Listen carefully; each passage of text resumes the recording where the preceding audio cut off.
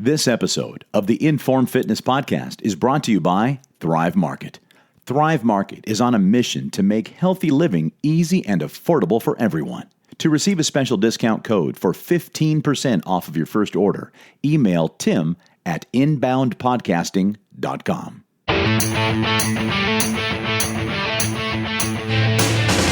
Hi, friends. Thanks again for joining us once again here at the InForm Fitness Podcast. 20 minutes with Adam Zickerman and friends.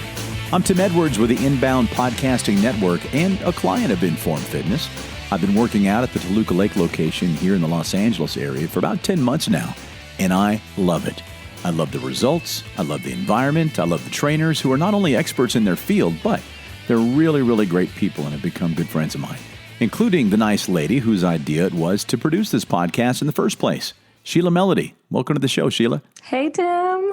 How you doing? I'm good. You had a nice trip you just returned from? Yes. I was in Illinois visiting family, and it was awesome. And we had a big old farmhouse, and we all just partied, and it was the best. Well, very different from Los Angeles, I'm sure. Very different, but fun. Saw the pictures on Facebook. Looks like you guys had a really great time.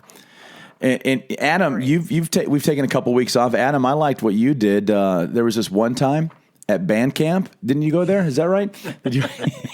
Did you bring your flute with you, or what'd you learn to play at band camp? Yeah, well, I am always trying to learn how to play the guitar.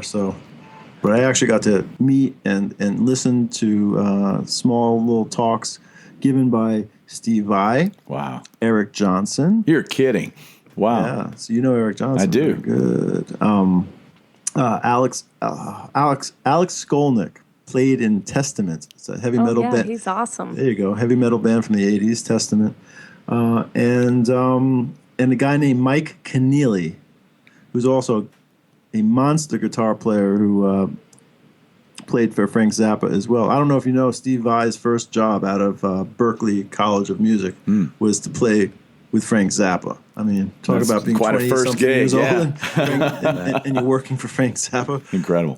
Which is, he's like the Paganini of rock. I mean, like he the stuff that he wrote is, you have to be a master musician to even attempt to play his stuff.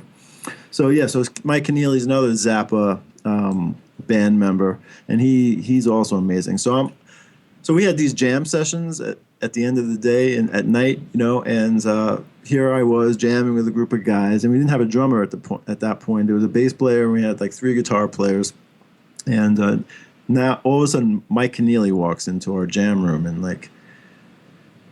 we're like, "Do you play drums?" And so sure. There I was playing "Cocaine" by Eric Clapton. Actually, J.J. Cale wrote that, but with Mike Keneally on drums. Wow, man! In my head, I was like, I felt like a kid in a candy store. You were in your element. Definitely a highlight of the band camp, actually. Having Mike Keneally listen to me play guitar while he was backing me on drums. Oh, that's a dream. Fantastic. Awesome. Well, Mike, top that. What'd you do during your time off? Everything's great. It's all family stuff. I mean, I got babies, so I'm not going anywhere at camp or, Alaska or anything. I told one of my clients told me he went to Alaska recently, and I was like, he showed me photographs, glaciers and dog sledding, and I was like, oh my God, this is incredible. Yeah. And I got to do this. I went home and I was just like, hey, honey, next June, I'm thinking maybe guys' trip to Alaska. You think I could do that? And she's like, Alaska? You ain't going to Alaska. You're going to freaking Disney World with your fucking family. That's where you're going. For the next 10 years. Yeah.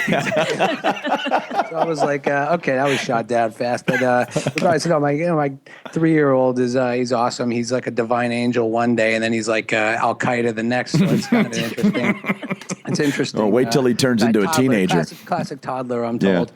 But everything's good. I just had my 8th wedding anniversary yesterday, so all is great. Wow. And congratulations! I just celebrated on my 18th the day before yesterday. So anniversary. That's a lucky number among the Jews. That's high. So Sheila's been on vacation. Adam's been to band camp. What I'm talking about. Mike has been hanging out with his family, and here we are diving back into the content. So, guys, as we move forward, right now where we stand, we're about 16 different episodes with the InForm Fitness podcast. Certainly want to thank all of InForm Nation for subscribing and becoming members of this community that we dearly love. And before we move any further, what do you think of my swag, guys? My new hat that I'm rocking here, huh? Looks good. Looking good, Sheila? I love that hat. Yeah. I've actually gotten compliments. Like I wore the hat out to like my kids, baseball games. I'm hanging out with the parents and everything. Like, hey, nice hat, man. Where is that from? It's terrific. The black one or the orange one? Adam wouldn't Black tell one. him where it was from, probably. He's like, oh, it's just some fitness. It's just I don't know, actually. Well, that's great. Of course, I've got the black InForm Fitness swag hat that Sheila has on display there in Toluca Lake. How about there in Manhattan, guys? You got them out there in the... We haven't displayed them yet. They're still in boxes because Well, there's the mesh hat, which Tim is wearing, Yep. and that's the one Adam wanted to get. I love it. And then Yeah. there's the regular cotton hat, and I got the orange and the black mesh as well. It's rust, really, right? It's black and rust, rust, right? yeah. And rust color. And I noticed on Perksville there, Sheila, I've got a shirt coming to me. I've earned enough points you by do. coming to enough sessions. I've got an InForm Fitness shirt, so I'll wear that next time instead of my Dodger shirt that I'm wearing now to celebrate the fact that we clinched the West. So for you baseball fans here on the West Coast, for you guys on the East rubbing Coast, it you in. care less. Congratulations. Yeah, thank you.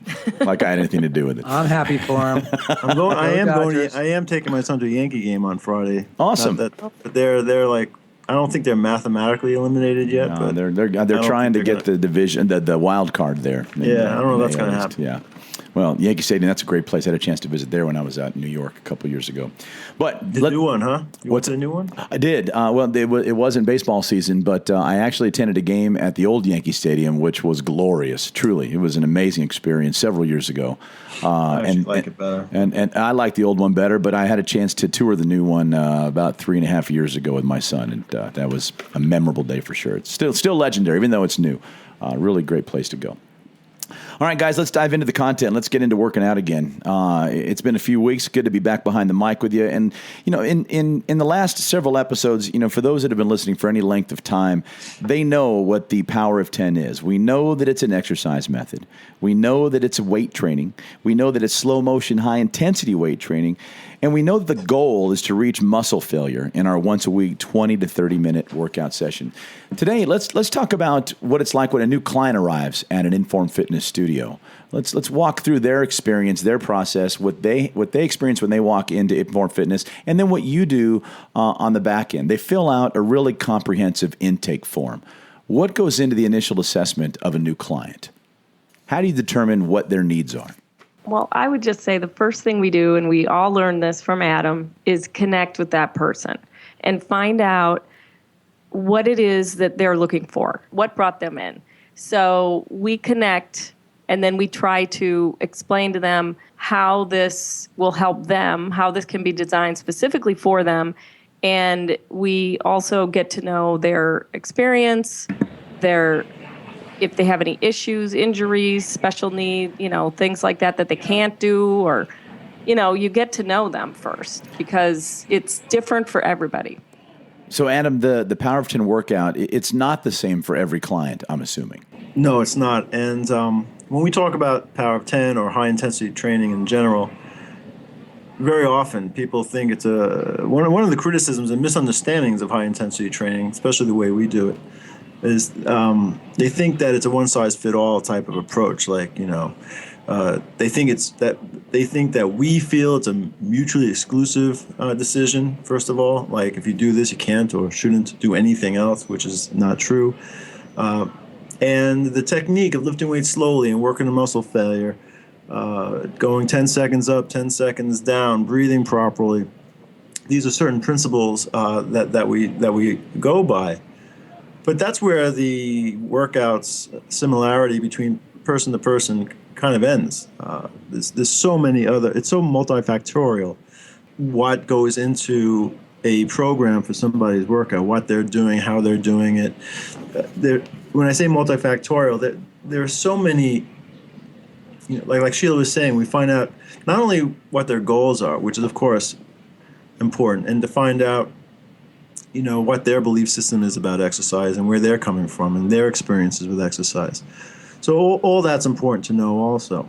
But besides that, there's their genetic factors, their age, the stress levels they have in their life, how much sleep they're getting in their daily routine, how much activity is in their life at that moment, what are they doing now for exercise, what are they doing recreationally. The list goes on and on. Their tolerance for muscle burn. How do you determine their tolerance for muscle burn until you get them in the gym? Well, I take a match and obviously you don't know that by looking at somebody. This is, and some of the things that I'm telling you about present themselves over time. Mm-hmm. Some things you know right away. I mean, when you have experience as a trainer, you can kind of size somebody up to an extent. There's all these experiences that give you look at somebody now after training somebody for 19, 20 years like I've been. There are a couple of, I don't even know how I make these decisions. It's kind of like Malcolm Gladwell's Blink, you just kind of, in a split second, you figure it all out and you don't even know how you did it. Yeah. But it's all your experience that kind of tells you. But you're wrong. You're not always right when it comes to that. And so what you do is you do a generic workout, basic generic workout, and you test the waters and you see how it goes.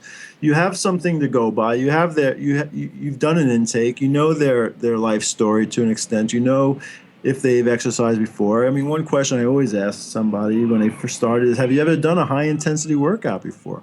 If I was to tell you, and if they've explained the workout to me, and I'd say, okay, that workout you just said you do, from 1 to 10, 10 being the most intense experience you've ever had in your life, and 1 being not intense at all, how would you describe the workouts you've been doing? And that gives me a clue if they've ever even had a really intense workout before, and if they've ever even pushed themselves to what we call muscle failure.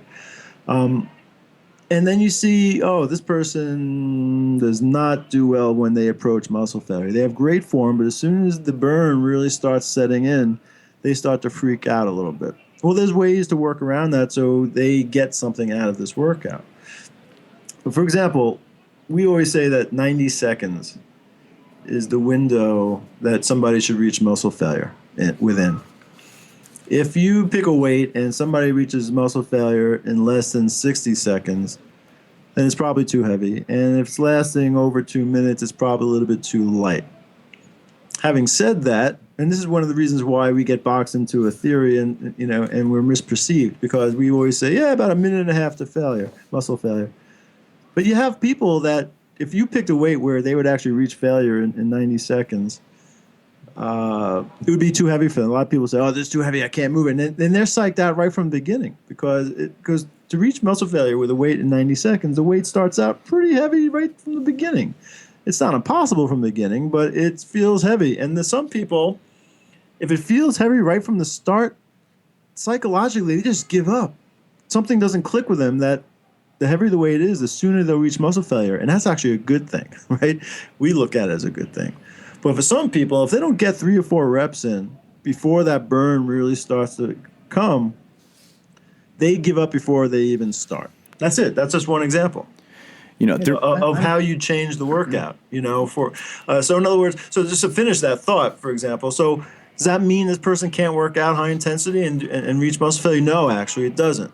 Not to say there are some people here that I've trained over the years, very few, that really just cannot handle going to muscle failure. In the case like I just described, for most people that are like that, you lower the weight and you reach muscle failure in about 2 minutes. It's amazing how all of a sudden they're willing to go to muscle failure as long as it comes at around the 2-minute mark, not the 1.5-minute mark. So there's an adjustment right there. So we're not married to 1.5 minutes. We're not married to 1 minute. We're not married to any time zone, really. Just a range, of course. And we really do have to get to muscle failure. I think that's just that's like one of a million different types of scenarios. Yeah, and when someone comes in on day one, we baseline people when they come in, and you never know exactly if they're going to be able to lift a lot of weight or a little bit of weight. We've seen big guys not be able to lift, very, very, modest weights, and we've seen, small people lift a lot of weight. So it's just, you never know. So that's why we have to baseline low to always be safe. So, Mike, with what you just said, Adam, I've got a question for you. Are there general customizations for maybe just men versus women, regardless of size? No, that of all the factors, that we consider, gender is probably not one of them. Now that you asked that question, I joke sometimes because we train a lot of couples, and some couples are competitive, some jokingly competitive, some truly competitive. And I have to admit that I find, and this is totally anecdotal, and I've been doing this 18 years practically, I kind of find that women very often work out harder than men. They have better discipline, they have better control, they listen better. This is an interesting point. People equate the weight they're lifting with whether they're good or not at this. It's a way where people have been conditioned for all these years, though, with how they've lifted weights in the past. Like, it's funny. Like when I correct a woman's form, she'll say, "Yeah, I know I'm not as strong as so and so." I'm like, your form and working the muscle failure has nothing to do with your strength. Your strength is adjusted for by just what weights we use. But if I pick a weight that's appropriate for you, your form and you going to muscle failure should look exactly the same as somebody that's lifting much heavier weight than you. It has nothing to do with that. So that's interesting. So a lot of women feel that because they're weaker, that they're not as good at this. And that has nothing to do. Their form, going to muscle failure, the stoicism involved in working out like this. I think women can deal with this because we give birth. Right. We can actually withstand this intensity for, periods of time. I'm serious. That makes sense. When you take an intake, when you're interviewing a woman who wants to work out, and we talk about things like this, and very often when I talk about how intense the workout is, and if they don't have any experience with a very intense workout, but they have had children, I say to them, listen, if you were able to give birth, you can do this. Exactly. Epidural, no epidural. It is an interesting question. I have to explore that. But as far as gender is concerned, I think I would almost agree. Most recently, I don't know about all my history as a trainer, but most recently, I can actually think of a couple. Hey, Mike, are you in the bathroom or something? You sound like you're talking underwater. What about right now? No, it's just your connection. That's all right. We're happy to have a good Skype connection today, so we'll just move forward finally. So what were you saying, Mike? Yeah. Is that number one or number two? Oh, God. It's a double flush, I would say, Did you two. Just drop the kids off at the pool? Just the small ones. Just the little ones. I was going to say, we have different. The gender thing is I don't know if I have a conclusive answer about that from all my experience, but it's interesting. In New York, we got a lot of Wall Street and stuff like that, and we have a lot. Even if they're not on Wall Street, we have a lot of Type A personalities. And when you introduce them to this concept of going to failure, it is actually something that is difficult for people to accept, and I think I find more men have that psychological shift to accept that this is the goal, in an innate sense, is I think they find it more challenging. Well, we talked about, Adam, a minute ago, and Sheila, you mentioned a minute ago, that if you can give birth, then you can do this workout. Sheila, do you adjust the workout for pregnant clients? Oh, absolutely. I mean, you have to, take one of our biggest things is the safety, because when you're going so slow, you're guiding them through, you're watching their every move, basically making sure they're doing it in the right form. Because we go so slow, there's very little chance of injury. But if you're clients are usually tensed up, they're usually like, and you got to try to tell them constantly, relax, breathe through it until they learn how to do that, how to be in that intensity and breathing. And, I often say, relax, but they're like, I can't relax. It's like, you can't, I don't really mean relax. What I mean is just, it's going to be tough, breathe, and just attempt to keep going. That's all you got to do is attempt to keep going. But on the note about men and women, I definitely see it's harder for men to go to the failure. And especially, I guess, maybe with a female trainer too. They definitely do not like going to failure, You're right. with a female trainer or something. They're just like, they they just keep trying and trying, so No, I completely agree with that, Sheila. process. As a matter of fact, you were my first trainer, and I didn't want to fail in front of you. I don't like failing in front of Joe, my new trainer, but I can tell you after doing... I would have guessed the opposite, actually, in that sense, because a lot of men, they don't want to feel inadequate in front of a woman, so therefore they're going to actually go beyond what they probably should go They definitely work harder. No, but that's a stupid, typical guy who would... All right, we're talking about two different things here. Let me explain what I'm saying. And see, there's two types of failure we're talking about. What Tim is saying, that he didn't want to go to failure in front of Sheila, is not that he didn't want to go to muscle failure in front of Sheila, because he's still at that point, being new at this, didn't realize that going to failure is what's going to impress you. In his mind, at that moment, was failing meant that he didn't want to like not be able to finish that last rep. Right. Yeah. And That's right. which in his mind was failure. Like not like personal failure, like, oh, Not I'm a doing wimp. it I'm a well. wimp. I Yeah. didn't get 10 reps like I usually do. Whereas the failure that we're talking about is success. I mean, not finishing Yeah. that last rep is muscle failure, and that is success. I always like to make sure that people remember, don't let reaching muscle failure become a frustrating experience. Well, Adam, I got to Reaching tell muscle you, failure is the goal. it is the goal, but that Right. takes time for, I believe, people who've been conditioned for years, the way they've been working out. I can tell you, I've been doing this now for 10 months.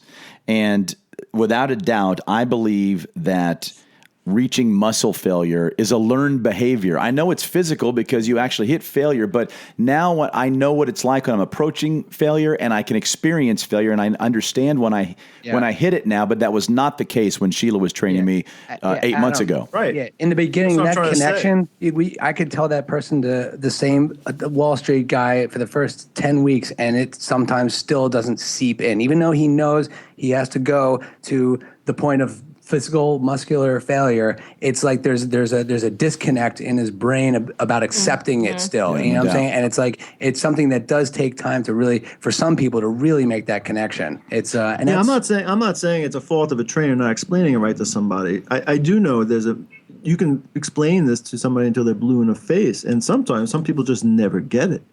I have a male client that if he doesn't reach failure, if he doesn't last for more than 2 minutes, he doesn't think he did well. He just doesn't think he did well.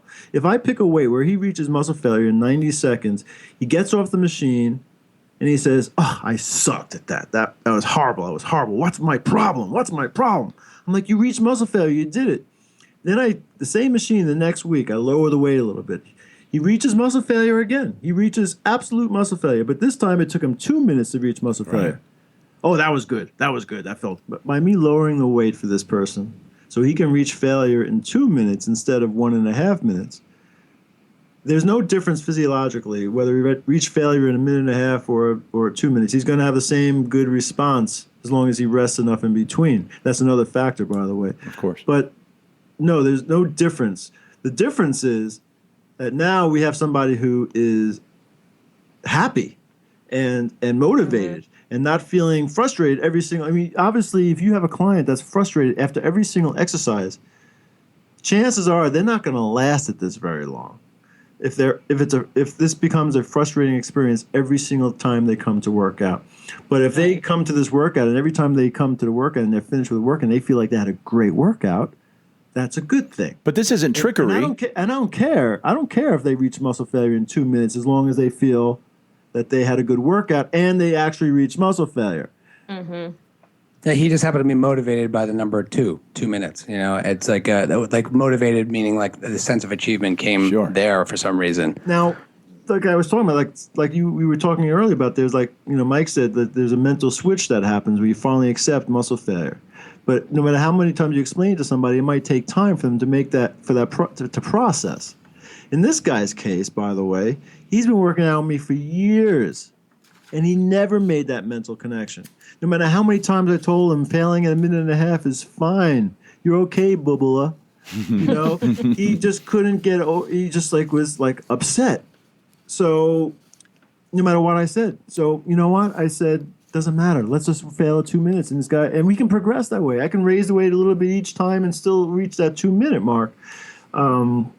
Anyway. Yeah, the thing is clients have all sorts of different little quirks and stuff like that. And, a good trainer, whether it's at our gyms or any other gym, you got to make connections. You got to see whether the client is with you a little bit, because that might not be the reason also why, for some reason, they might have, not gotten enough sleep. There's a lot of different things, but you have to sort of connect with what they're giving you, and I think all the trainers here, we work really, really hard to make those connections. I mean, Adam, reached out and said, hey, he actually, I don't know if Adam, did you just sort of just lower the weight without telling him, and then all of a sudden he felt good afterwards, or like what was the?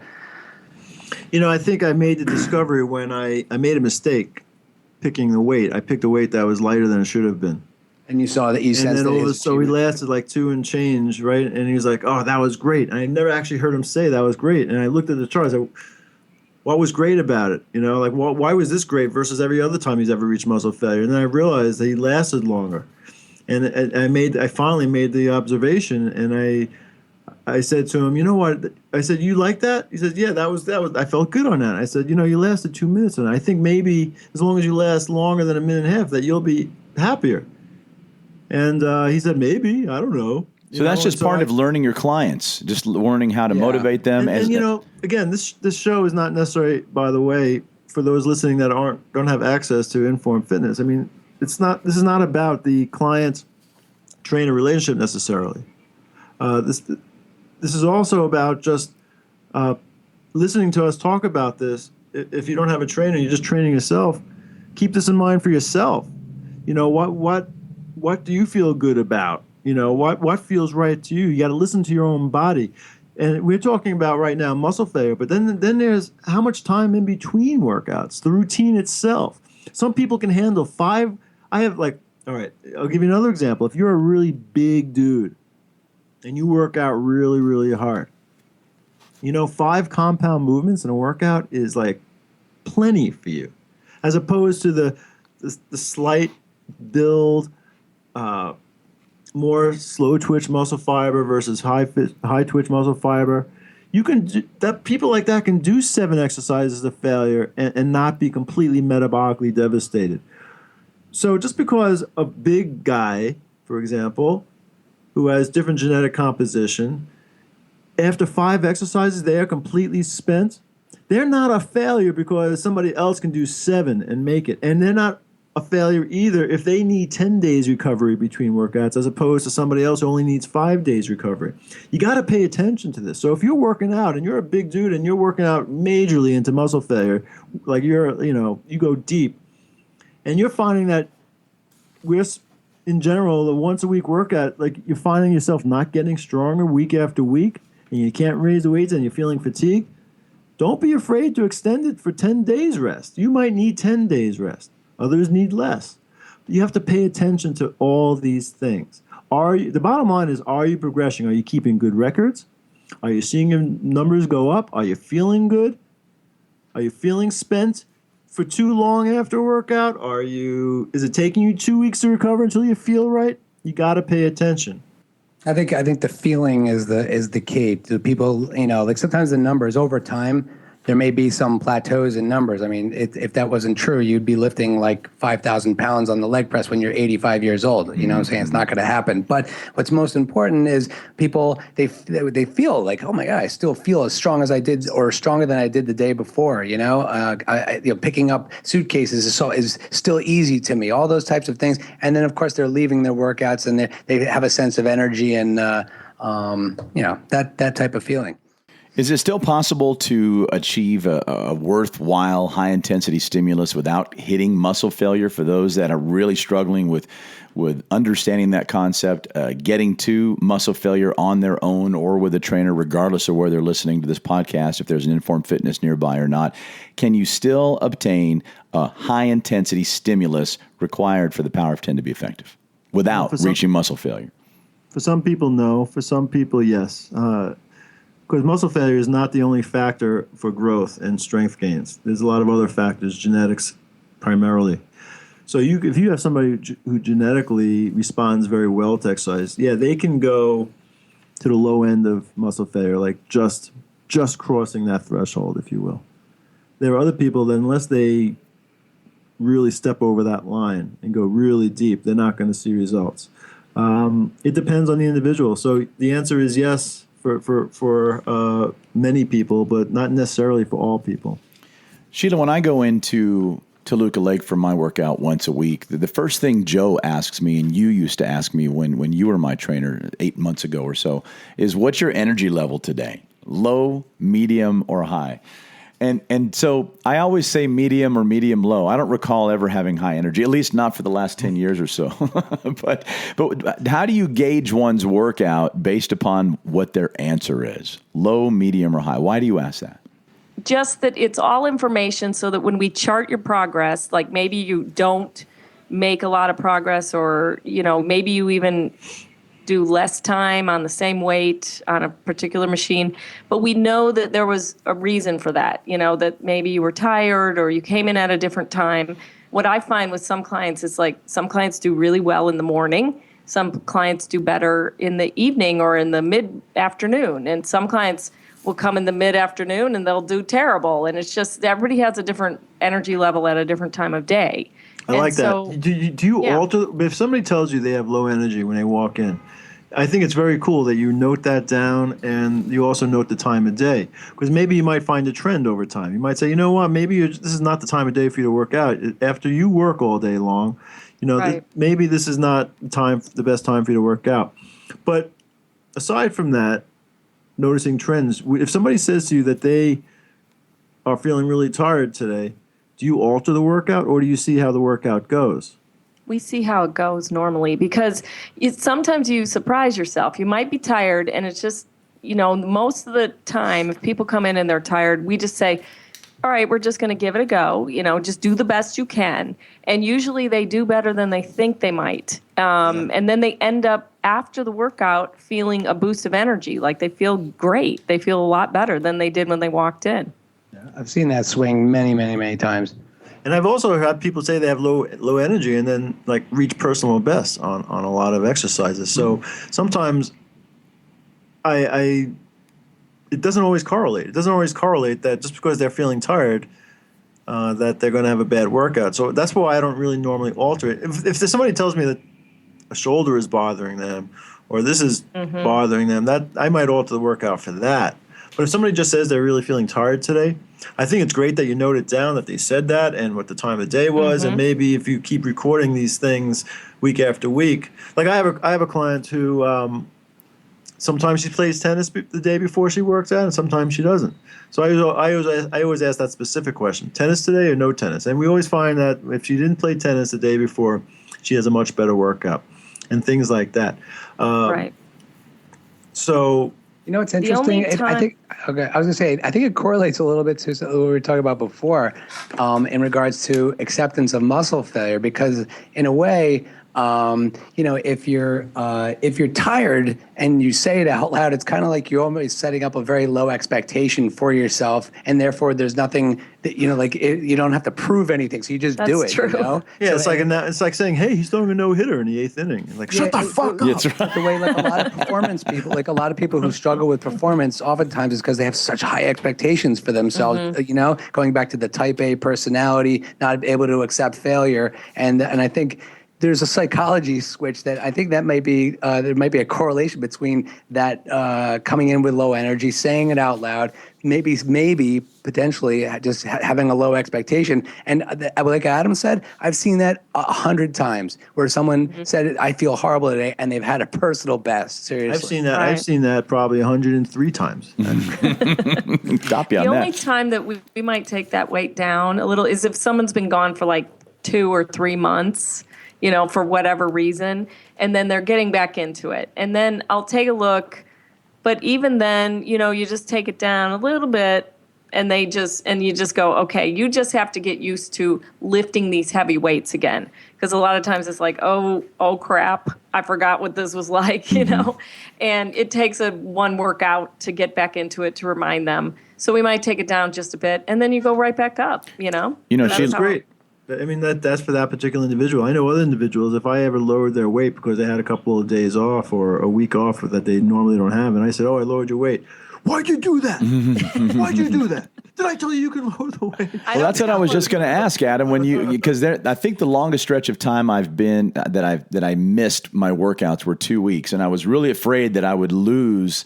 You don't lose it. No, matter of fact, just the opposite. I come back much stronger. There's that rest component is so valuable in Power of 10, and I've noticed that from time to time I'll miss a week or I'll miss 2 weeks at the most, and I come back and I'm able to do the weight in a much. One of my mentors, Rob Serrano in Washington D.C.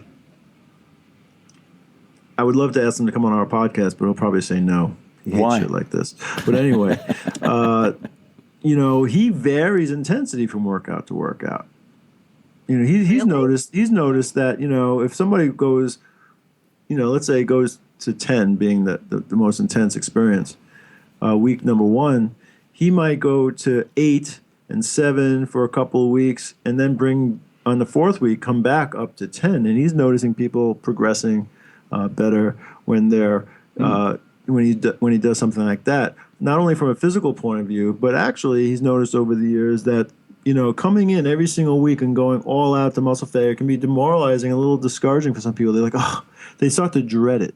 But if they know that, this is not going to be one of those really crazy hard workouts, this is going to be like an 8 workout or a 7, it keeps them coming back, and then all right, once a month now, you're going to have that one really killer workout where you feel like throwing up at the end.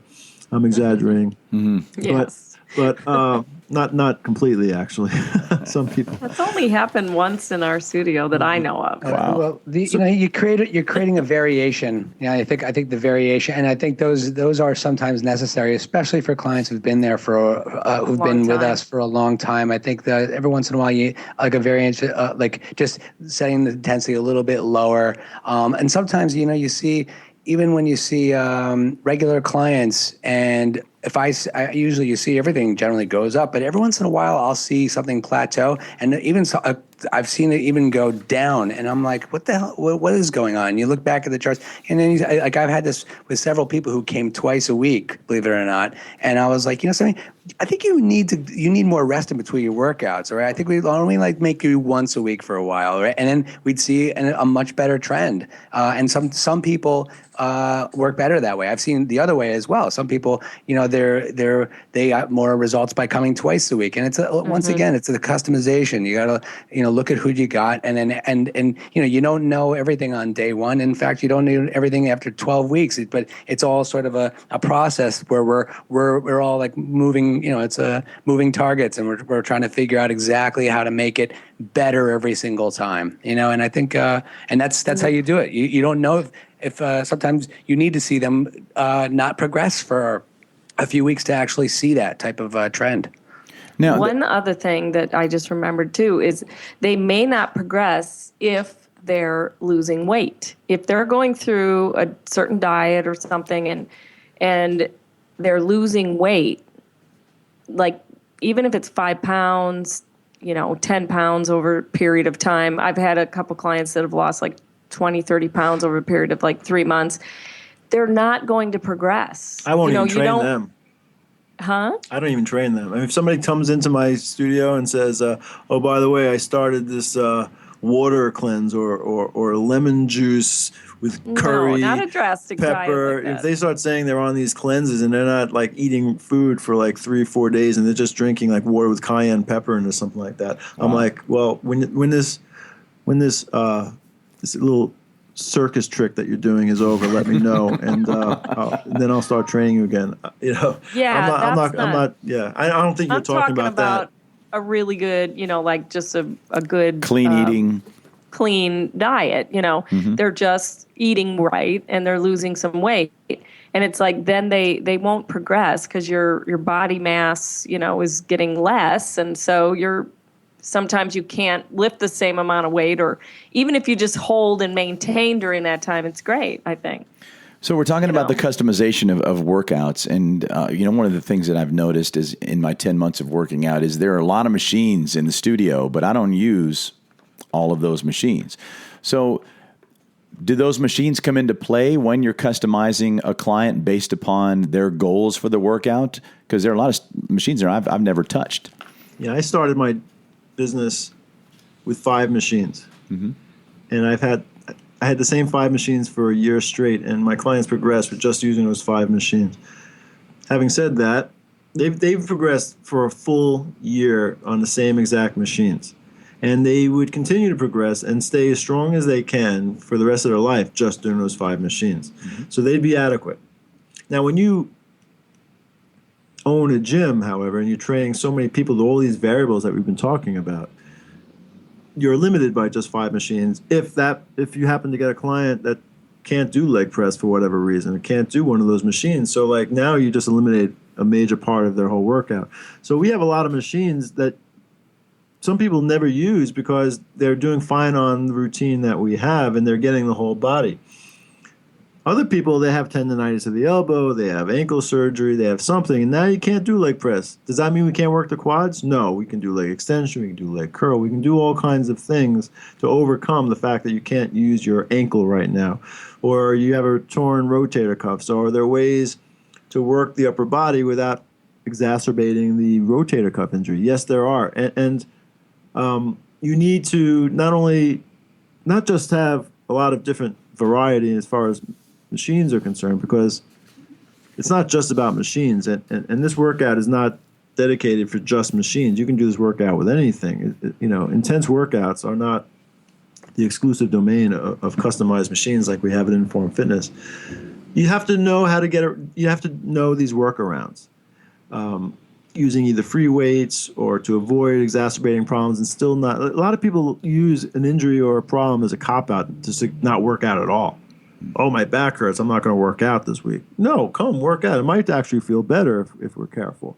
And same thing with, like, if somebody has tendonitis of the elbow, you can do a whole upper body workout without even using your elbow if you know what you're doing, if you have the right options. So, yes, you're going to see machines you might never use, only because the machines that you are using are doing the job. And God forbid, if you got an injury, maybe you will use some of those machines as a workaround. But if it ain't broken, why fix it many times? On the other hand, changing around, using different machines, just from a mental state of, just for variety, just to kind of make things a little bit more interesting and to have a different feel for something, even though you're doing fine on the chest with the chest press, maybe you do want to do a set of push-ups from time to time. Maybe you do want a chest fly from time to time. You're still working the chest regardless. And I'm not quite sure there's much of a material difference in changing it up all the time as far as strength gains. I mean, going from chest press to chest fly to push-ups and going back and alternating, there's not much evidence to show that varying it like that is better for the chest than not varying it. But if it's just a matter of keeping somebody's attention and keeping you from being bored, then change it. There's no harm done. And once again, it's always about monitoring things and recording and writing things down.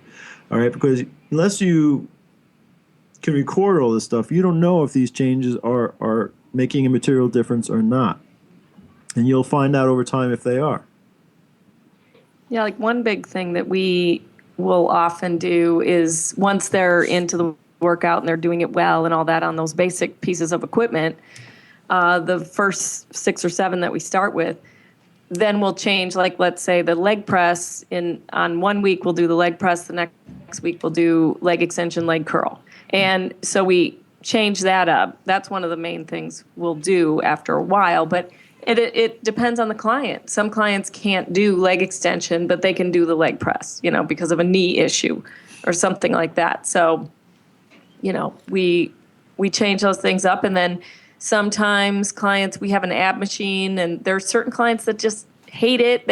Not because they don't want to do the exercise, but their body just does not fit into that machine. It just doesn't work right with that machine, So we will then we'll maybe do some floor sit-ups, or we'll do the rotary torso, which is also a real good core workout. So, or planks or things like that. And they're still getting, most of the time, if it's an ab issue, during the entire workout, we're trying to remind people to use your abs, hold your abs, do this. And by the time you get to the abs, you're halfway, fatigued anyway. So, it's just constantly reminding people that you're using, by staying in that perfect form, you're using other muscles than what are the main ones that are being isolated in that particular exercise.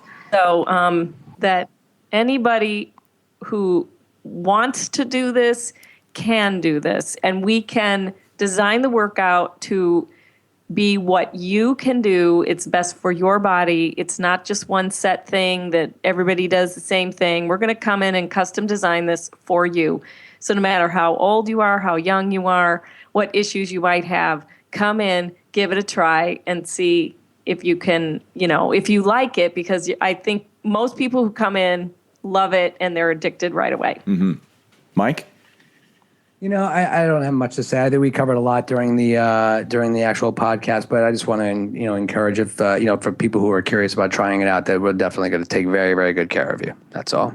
And I'd like to say that for most of you that don't have access to a place that has this type of workout, don't let that discourage you either. The principle, you can get my book, Power of 10, but the big takeaway for this is really to start, learn how to do it, be basic with it, and then take it from there. Pay attention to your body, pay attention to how you feel, pay attention to your results, write down your results, and adjust accordingly. And think about it.